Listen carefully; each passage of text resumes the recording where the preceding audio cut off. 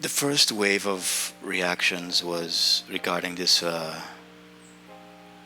situation of the dogs. Like the first, being found in this house, with fully in the freezers, all frozen up, and is that the first wave was obviously projecting it onto the people themselves that were involved, and then what came out then was that it seems that these people were themselves trying to somehow, take care of these animals, but they were somewhat challenged. And then the second wave was, then came the wave of seeing it as that the people themselves were victims, not in order to not blame the victims, and that the society at large was somehow is also involved in terms of, permitting this. Or somebody even said that they would actually bring their dogs there. People would bring their dogs there, tourists and all of that, when they left. And but what I wanted to touch on shortly now is that there's a deeper layer to this. You see, the shadow work is obviously looking into the mirror. Reality becomes like a mirror to us to look into and see ourselves. And so the sum of it is indeed that there's a deplorable situation on the island when it comes to these stray dogs. But it's not. It's still not real shadow work if you can still blame someone else. If you peel the layers of the onion and you go to the deeper layers of the shadow work or the mirror, you cannot escape then by saying, look, there's the community should look at itself, or these or people are not taking care of their animals. And obviously the people saying that will still believe that they are well doing that themselves. There are others that are not doing it. It's still a kind of a pointing of the finger. But the real shadow work is where nobody escapes seeing themselves in that mirror. You see, then we go to the complete symbolical of it. And it's still taken a little bit literal if we look at it in terms of some literal shelter situation that went wild. Part of the scandal of it is that the shock of it is that it even involves seemingly family members of people that have been in very high positions in the medical world. So then one would say, how could that happen? How could somebody like that have entertained such a situation, or how could that be permitted? But being so close to, I think the real shadow work level is when you look at it completely symbolical. And we know that, for instance, Jung was the first to pioneer a vision that schizophrenics and psychosis really is. It's not just insanity. It is the collective shadow. So the psychotic falls into the collective shadow and then will act it out, and then one could almost like read the collective insanity of a people in these visions of the psychotics, which they then act out. And here we probably are seeing a kind of a psychotic vision being acted out here, in a sense of these dogs. Some that they ended up frozen, this amount of dogs, and in a really weird situation. The point is that the real symbolical analysis of this, understanding it, is where I think it is showing us another deeper situation that nobody wants to see in themselves at large. Because when we look at dreams, and if this was to be a dream, it would be interpreted as that the dogs would be representing like the shadow. So we would be like freezing our shadow. And what that means is that we would be running away from the pain and the things that we don't want to see in ourselves or in the society. So we would be freezing. This would not just be an insanity. This vision would be liable to interpretation.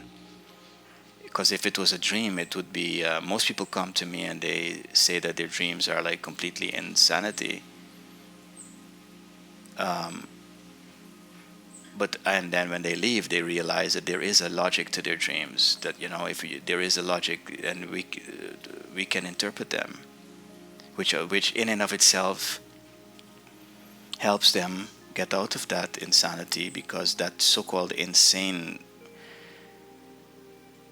vision becomes comprehensible. It's not insanity for those that know how to interpret it. But so the point would be then that this situation, this so-called eruption of the psychotic of this event, erupting onto the collective conscious of Aruba in terms of the media, would be, and I am actually a proponent for it to get this level of press, because it is showing us something deep about ourselves that probably only everybody has sort of frozen themselves off from.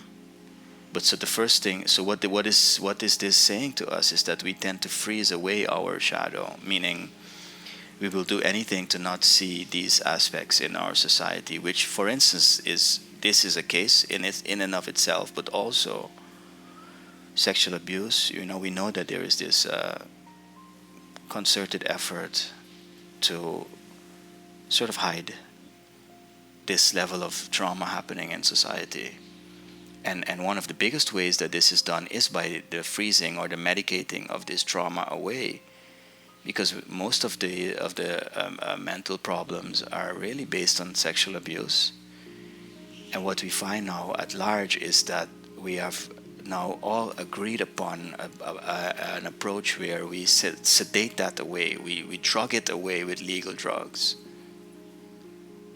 And it's almost like people come to you because the shadow is finally breaking out, and they need to talk, and they need to get it out, and they need ways to mine it out. For instance, the dreams will bring it out. People don't even remember this stuff, but then they get symptoms, and they get physical and psychological symptoms, which would be these secrets coming out, the secrets of society. But we have agreed upon a system where we freeze that all, and we put it into the freezer, and we don't want to look at it. And we know now that it's not just the illegal drugs, it's the legal drugs that are doing this. So this case is showing us basically how, in a way, we are frozen. Not only the shadow is frozen, but sort of like the whole island has become a frozen forest, where via alcohol, but also the legal and the illegal drugs, but via a host of other ways that people run away from their past and their trauma. The whole place has become like a frozen forest. And mind you, you have frozen in terms of ice, for instance, in Alaska, Canada, but frozen is also desert. So the same idea of frozen is also a place where it doesn't rain anymore, and it becomes completely dried out. Because the shadow interplay is like the yin and the yang, which is nature, life. So Aruba has effectively is becoming more and more desert-ish. And of course, we've been also having a hell of a go at deforesting the island lately, and ripping out any amount of trees just in the most cruel of ways out of the earth. And people have been saying that it's becoming like a concrete jungle, which is also freezing the island, because where there's no nature, there is no shadow.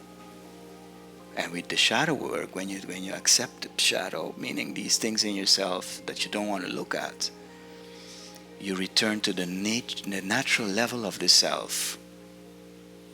And when you cut it off, you go into the desert level or the frozen level. And everybody knows that extreme cold is burns. So the desert and the snow field is the same symbol. And we know also that in all of mythology, all of these fairy tales, they speak of hell as hell freezes over.